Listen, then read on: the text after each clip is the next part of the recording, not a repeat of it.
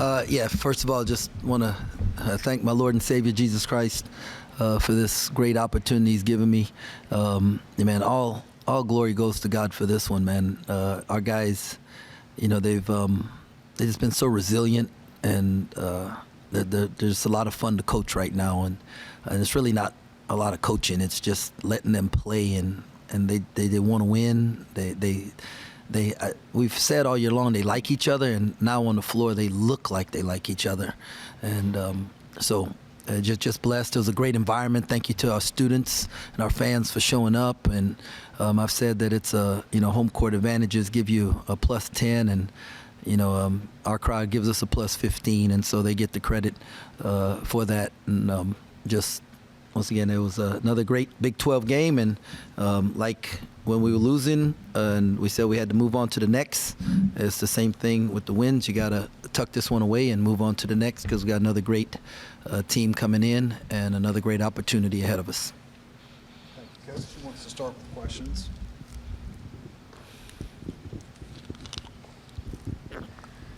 Coach, during this winning streak, and especially today, your guys looked really confident. Every time KU would go on a run, your guys would respond. How confident are they right now? And I don't know how to gauge confidence. I just know that we're having really good practices, and we're making good basketball plays. And so, I think they believe in what we want to do and what we're doing, and and I believe in them. It's obviously taken a while to get them to play together to the talent level they have. Are you guys a tournament team now? Yeah, I don't know about that. I felt we were a tournament team when we put the team together. I felt even when we, lost a player that we would still be a tournament team. I think we're good enough to win games in the tournament. I don't know, do we have a resume to do it? I don't know that. I'll leave that up to other people. Our goal is just to, win the next game. And, and the way we do that is by winning practice tomorrow. Coach, Doug said earlier that he feels like he's playing with the most confidence he has in a long time. How much is that confidence helping him out on the floor? Yeah, confidence is a crazy thing, hard to get, easy to lose. What I like about Doug is that he's not letting negative plays impact his next play, and that's what leaders do, and that's what tough people do. We do the next right thing, and I hope all of our guys have great confidence, right now, and but you still got to go out there and execute, right? You still got to go out there and get after it, and very, very proud of Doug and everyone else, right? I mean, I'm very, very proud of him, and I just have the coach in me is always like, well, how can we get better? And immediately after the game, that's what we were talking about, and so I don't want anybody to think that I'm not proud of these dudes, or not appreciative of the effort that they're giving, nor have great admiration for how much they've improved.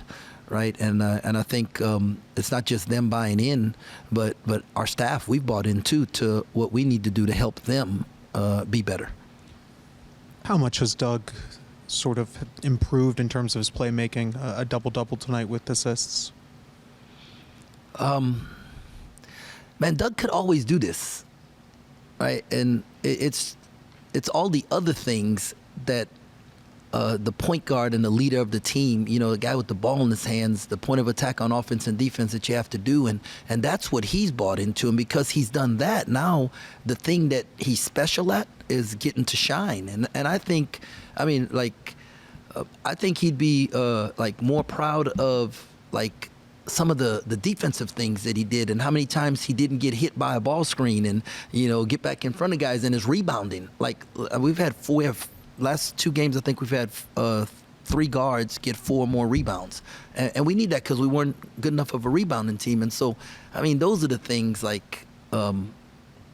he's one of the best guards in this league, and he will continue to get better. And I don't even think he's scratched the surface yet. We're just seeing his physical tools, and when he continues to learn and grow in this thing, the sky's the limit for this young fella. I'm thankful. I'm coaching him. I'm thankful for everything that we've gone through together to this point. Finally, Moby off the bench, 2 steals and a bunch of effort on defense.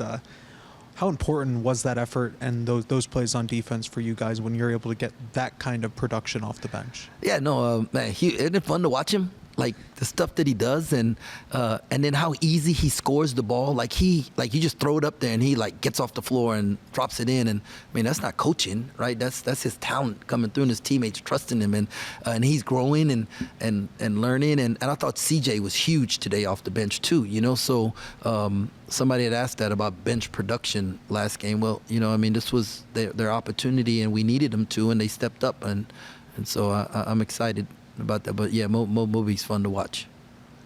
Tom mentioned the stat that you're the first coach since Jack Gardner, before any of us were born, to start 3-0 against Kansas. I know all the games are different, but what's been consistent in those 3 victories for you? They've been at home. It's a home court advantage that we have, and so I want to win every home game. I want this to be the toughest place in the country to play, and I want to do my part for that, and I'm thankful that we have a fan base that does their part. Jerome, there were games earlier this season where three-pointers were quite a struggle. Now it's kind of automatic. You're making 10 every game. What's been led to that turnaround, you think? The right ones. Maybe, balls getting inside out, a confidence, a belief. Passes are more on time, on target. If I knew, Kels, we'd have been making them, earlier in the year. But this is what I know. Every coach wants a guy to shoot 40% from 3, but not every coach can live with the 6 misses. And I just happen to be one of those coaches that can live with the 6 misses. And I believe if Brendan Housen or Max or Coleman, whoever, 0 for 6 in the first half, they're going to be 4 for 4 in the second. They're going to get me 40%. And so we want to keep shooting it. And out of curiosity, I know you coached Dug pretty hard earlier in the season. Are you still tough on him today, or did you ease up at any point once you started seeing better results? No, I'm still tough on him. We got to get better every day. 2 people can't have bad practices as the head coach and the point guard. And but I think he sees it that it's not me. I'm not picking on him. I'm helping him get better. And then what I do, I see some things that he sees now, and it's not him not caring. We're both growing in this thing together, and it's a process. It is. And I mean, that dude is talented, and he's got a big heart. He cares, and I'm learning how to help him better, and he's learning the things that I want. So it's a process together. And so, but man, his legs, boy, when his speed out there, whew, it makes coaching easy.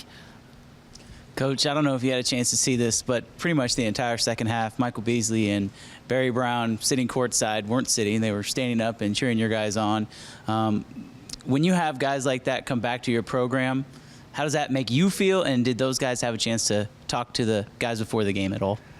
So your second question, they didn't get to talk to the guy. Barry worked out in the practice gym earlier today, and I got to see Mike last night for a few minutes, and I think after the game they got to say something, but they just individually because Barry worked out with us this summer also.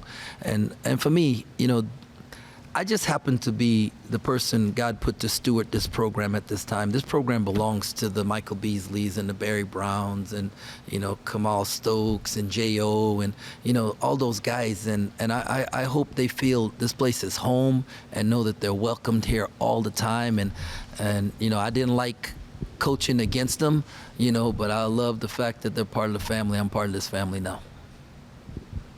In the loss in Lawrence, both points in the paint and second chance points were big factors in them winning.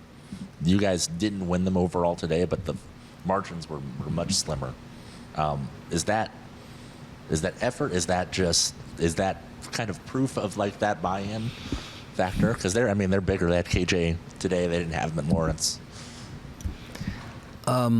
Well, paint points was definitely a point of emphasis there. I think they might be the best in the conference at it, and so it's something that we had to close the margin on. So it was a point of emphasis.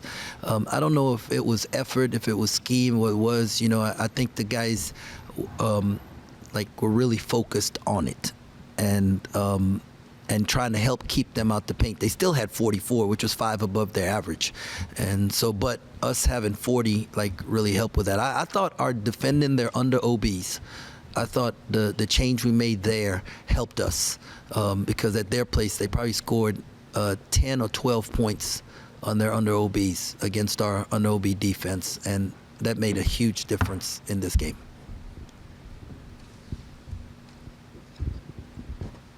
Harris picked up 3 fouls for KU in the first half. Just how much does that team change without his guidance on the floor? It was huge. It was huge. It's a 1 possession game or 1 point game when he gets his 3rd foul, and I think we go on a 19-8 run without him out there. He's, for anybody who questions about how good that kid is and how much he means to that team, this is the prime example. He's the straw that stirs the drink, man. And when you cut off the head of the snake, it's hard. And so he's so valuable. And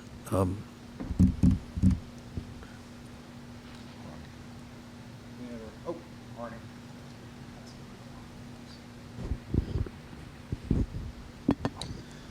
Your balance on offense again during this streak seems to have really been a factor. 4 or 5 guys in double figures every night. How important is that you're able to spread it around the way you have been? Yeah, when you have 5 guys out there who are weapons, it creates spacing, right? And it really distorts the defense. And the fact that, we're not really running a lot of plays for people. We're just trying to get into actions to gain advantage. And then what they're doing is finding the open person. The person who gets the shot is the one who's open. And I feel for the most part we've been taking good shots. But when you have 5 of them or 1 off the bench, you can, on the floor at all times, it's hard to guard. Also, I know you want to enjoy tonight's game, but you got Arizona coming in. Also, what have they done? What's impressed you about them so far this season? I know Tommy does a great job. I've known him for a long time, and they got a big one tonight against Texas Tech. And so I'm going to be at home. I'm going to watch that. I'm going to watch some film on them and figure that out. I want our guys to enjoy this for a little bit, but we've already talked in the locker room that we have to do what we need to do tonight in order so we can start preparing tomorrow to prepare to win. So I can't talk intelligently about them right now. And so, but I know they're a great program, great team. Any other questions for Coach back here? Caroline? Coach, you're 3-0 in this rivalry at home. I know every game is just another game, but is there anything about playing KU, getting a win, even in the series this season that just means a little bit more to you guys? Yeah, I don't know. That means we're 0-3 at their place, right? So I think it just shows what both schools have incredible home court advantages, and our fans behind us give us an extra boost, and our fans did today. And I think that's the difference. In the other 2 games, it was the same way, went into overtime, and our fans gave us an extra boost. And so that's all it means, is that we have 2 of the best fan bases in the country and in the state. And, we on Saturdays, it's split. But on Sunday, we're all going to wear red. What's your Super Bowl prediction? Chiefs. It'll be close, though. It'll be close. Did somebody else have a question back here? The other ones? Okay. Thank you, guys. Hey, Appreciate it. thanks a lot. God bless. Go Cats.